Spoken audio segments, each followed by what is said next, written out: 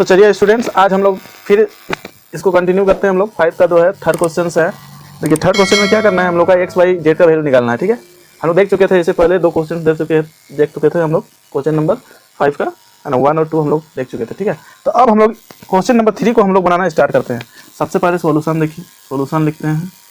ठीक है, एक बार X plus Y plus Z, X plus Z Y plus Z equal to matrix form में है हम लोग का 5 7 ये है। ठीक है, सब हम लोग क्या करते हैं, इक्वेशन हम लोग कंपेयरिंग कर लेते हैं। ऑन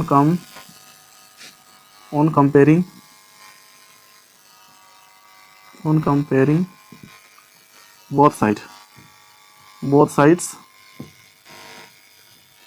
तो दोनों साइड कंपेयरिंग करने के बाद हम लोग देखिए, हम लोग इक्वेशन बनाते हैं X plus Y plus Z equal to 9। Equation 1 मान लीजिए इसको, X plus Z equal to 5। Equation 2 मान लीजिए इसको, Y plus Z equal to 7। इसको इक्वेशन 3 मान लेते हैं। ठीक है, यहाँ तक तो कोई दिक्कत नहीं होना चाहिए। अब हम लोग क्या करते हैं, सबसे पहले हम लोग जो है क्या कहते हैं, ये जो वैल्यू है एक्स प्लस जेड है इक्वल टू 5, इसको हम लोग क्या करते हैं, इक्वेशन 1 में पुट करते हैं।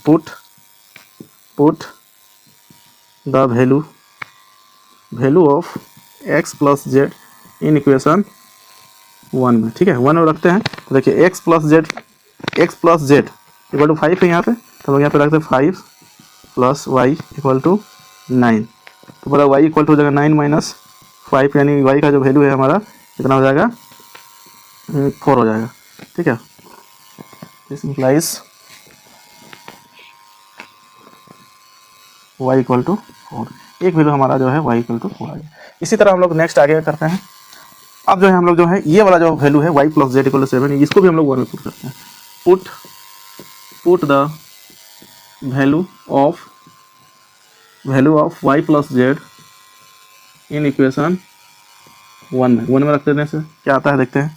तो देखिए यहाँ पे है क्या रखना है, y प्लस जेड, इसके बराबर हम लोग रखते हैं। तो x plus Y plus Z हमारा है 7 इक्वल टू 9।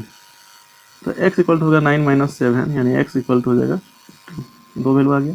अब जो है हम लोग क्या करेंगे, put the value of x and y in equation 1। Equation 1 में रखते हैं। इसी तरह फिर x और y का वैल्यू निकल गया है, और हम लोग x y दोनों का वैल्यू रख देते हैं, z का वैल्यू निकल जाएगा। तो x का वैल्यू है हमारा x plus Y plus Z equal to 9। x का वैल्यू 2 आया है, प्लस y का वैल्यू 4 है, प्लस z इक्वल टू 9। तो ये कितना हो जाएगा 6। तो z माइनस 9 माइनस 6, तो z इक्वल टू हो जाएगा 3। This is z equal to 3। तो हम लोग कर सकते हैं therefore x equal to 2, y equal to 4 और z इक्वल टू 3। ये हमारा जो है complete answer x y z के टर्म में है। आई होप कि आपको ये अच्छे से समझ में आ गया होगा। अब हम लोग देखते हैं नेक्स्ट क्वेश्चन नंबर सॉरी ये 6 नंबर का 3। अब हम लोग देखते हैं क्वेश्चन नंबर 7। क्वेश्चन नंबर 7 है, find the value of A B C and D from the equation. ठीक है, तो सबसे पहले हम लोग क्वेश्चन एक बार आपको लिख के बताते हैं।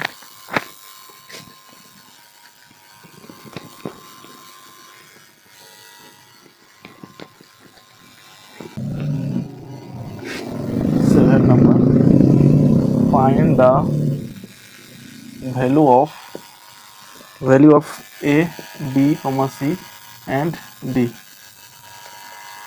from the equation दिया हुआ हमारा ये है a minus B, 2a minus B, 2a plus C, और एक है 3c प्लस डी। ये है मैट्रिक्स फॉर्म में है, इक्वल टू मैट्रिक्स दिया हुआ है इसका -1 5 0 एंड 13। ये हमारा दिया हुआ है। ठीक है, तो हम लोग जो है अब जो है हम लोग क्या करते हैं, इसके बाद हम लोग सॉल्यूशन देखिए। ठीक है, इसमें क्या दिख रहा है, हम लोग जो है इसको कंपेयरिंग करते हैं। On comparing both sides. तो क्या होता है, a minus B equal to -1 और फिर 2a minus B equal to 0। और राइट साइड वाला भी हम लोग कर लेते हैं 2a plus C equal to 5 और 3c plus D equal to 30। तो देखिए हम लोग यहाँ से दिख रहा है, हम लोग इसको अपोजिट साइन करके काट सकते हैं।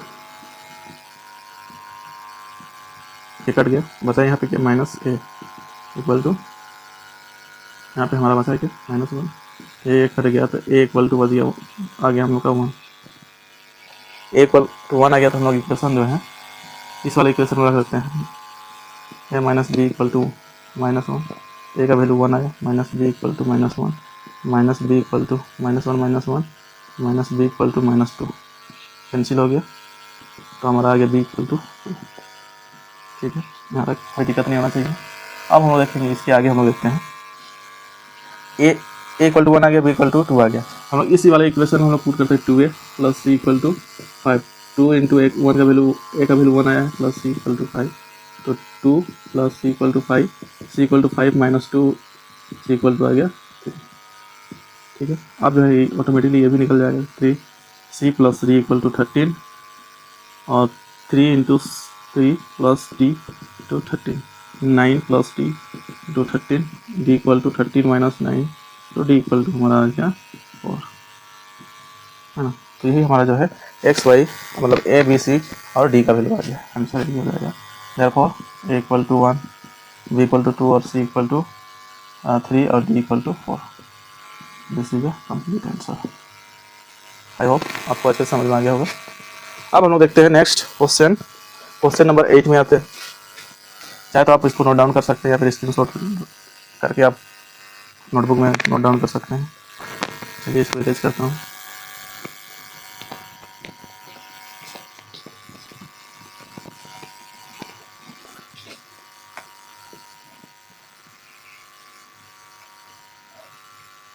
क्वेश्चन नंबर 8 है हमारा, question number 8, A equal to A I J order है M cross N is a square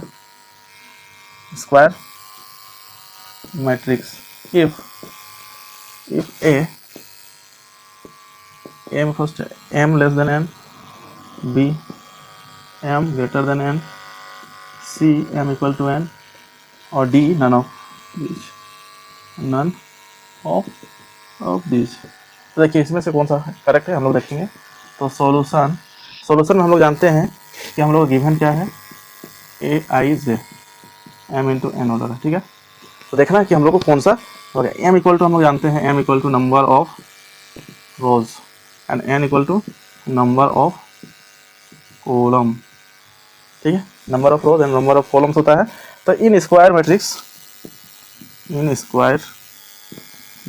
मान के चले कोई स्क्वायर मैट्रिक्स है, तो हम लोग उसमें क्या कर सकते हैं, क्योंकि स्क्वायर मैट्रिक्स में इसका जो ऑर्डर हो सकता है एम इक्वल टू एन, क्योंकि जो है जितना रो होगा उतना ही कॉलम होगा। तो इसका जो आंसर हमारा हो जाएगा सी नंबर जो है सी नंबर आंसर हो जाएगा। चलिए अब नेक्स्ट हम लोग देखते हैं।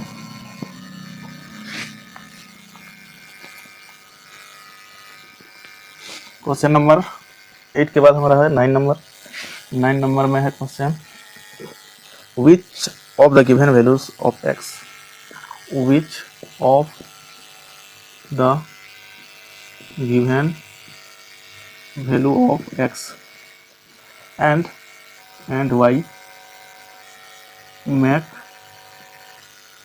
the following pair of matrices equal। तो देखिए क्या क्या दिया हुआ है, 3x + 7 y + 1 5 2 - 3x, हमारा एक मैट्रिक्स है, और दूसरा दिया हुआ है कोमा 0 y - 2 8 4, ये दिया हुआ है। ठीक है, तो फर्स्ट ऑप्शन जो है हमारा ऑप्शन में है, देखिए फर्स्ट में है x = -1/3 y = 7। बी में दिया हुआ है हमारा ऑप्शन है नॉट पॉसिबल टू फाइंड। सी में दिया हुआ है y = 7 x = -2/3। और डी में दिया हुआ है x equal to -1/3, y equal to -2/3। ये 4 ऑप्शन दिया हुआ है। तो हम लोग देखते हैं सॉल्यूशन, हम लोग देखते हैं इसका सॉल्यूशन इसका किस प्रकार होगा, है ना। तो इसका जो है हमारा सॉल्यूशन है, इसको लिख सकते हैं इस तरह से 3x + 7 y + 1 5 2 2 - 3x equal to 0 y - 2 8 और ये 4। देखिए क्या किया, दोनों को हम लोग इसका कंपेयर किए इससे, ठीक है। अब जो है हम लोग इसमें कर सकते हैं, पहला इक्वेशन देखिए ये 3x + 7 = 0 ले लेते हैं, ठीक है। तो हमारा वैल्यू x का वैल्यू क्या हो जाएगा -7/3 x का वैल्यू। उसके बाद एक इक्वेशन है 2 - 3x तो 4 ले लेंगे, ठीक है। तो हमारा 3x = 4 - 2 तो -3x = 2 तो x इक्वल टू होगा -2/3, यानी x का वैल्यू जो है हमारा एक आया -7/3 और -2/3। देखिए यहाँ पे कोई ऑप्शन है इसका 7/3, तो हम लोग देखिए ये दो x का जो है वैल्यू, दो वैल्यू आ गया है। तो हम लोग कर सकते हैं having the values, therefore having the values of b is correct। And देखिए इसमें से किसी में मैच नहीं कर रहा है, यानी ये हमारा सही होगा। आई होप आपको अच्छे से समझ में आ गया होगा। चलिए अब देखते हैं नेक्स्ट क्वेश्चन। ये बहुत आसान क्वेश्चन था।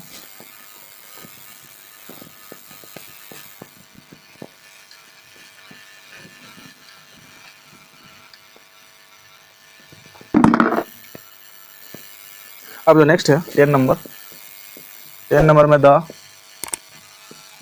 Number of all possible matrices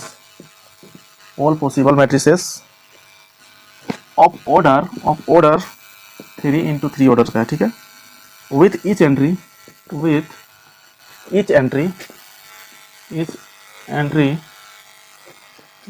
0 और 1 इज, फर्स्ट में ए नंबर में है हमारा ऑप्शन देखिए 27, बी नंबर में है ऑप्शन 18, सी नंबर में ऑप्शन 81 और डी नंबर में ऑप्शन 512। ये 4 ऑप्शन से कह रहा था number of possible matrices 3/3 order का है। मतलब एक मैट्रिसेस है जो 3/3 ऑर्डर का है विथ ईच एंट्री 0 और 1, जबकि उसका जो है एवरी एंट्री जो होगा 0 हो सकता है या फिर 1 हो सकता है। मतलब एक बार 0 होगा तो एक दूसरा बार 1 हो सकता है, कभी 0 हो सकता है कभी 1 होगा, इसी तरह सब में इसी तरह इम्प्लाइज होगा, ठीक है। तो सॉल्यूशन देखिए हम लोग क्या होता है, order of matrices equal to, देखिए कितना बाय कितना 3/3 ऑर्डर का है, टोटल 9 एलिमेंट हो जाएगा, ठीक है। टोटल कितना है 9 और टोटल एलिमेंट्स क्या हो जाएगा, टोटल एलिमेंट्स इक्वल टू 9, ठीक है। अब जो है हम लोग इसका पॉसिबल क्या क्या हो सकता है, नंबर ऑफ पॉसिबल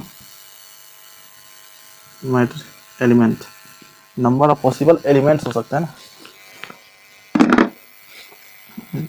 अच्छा मैट्रिसेस कर दो, matrices equal to 2 to the power n, क्योंकि दो वैल्यू है ना, दो वैल्यू 0 हो सकते हैं 1 हो सकते हैं, दो वैल्यू 2 का पावर n, तो हम लोग इसको लिख सकते 2 का पावर 9 इक्वल टू हम लोग लिख सकते हैं, इसको जब करेंगे तो 512, ये हमारा आंसर आ जाएगा, यानी कौन सा नंबर, डी नंबर आंसर आ जाएगा, ठीक है। तो आज का सेशन में इतना ही रखते हैं दोस्तों, नेक्स्ट एक्सरसाइज में आपको अच्छे से और अच्छे से डिटेल से बताएंगे।